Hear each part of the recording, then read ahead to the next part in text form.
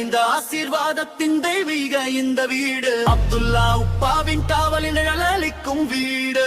அஸ்மாவும் பாத்திமத்து சமனாவும் சேர்ந்து கட்டிய வீடு. சந்தோஷம் நகைத்து வாழும் பாறை காட்டுங்கள் இங்கு.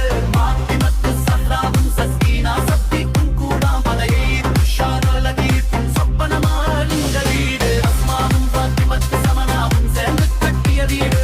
சந்தோஷம் நகைத்து வாழும் பாறை காட்டுங்கள் இங்கு.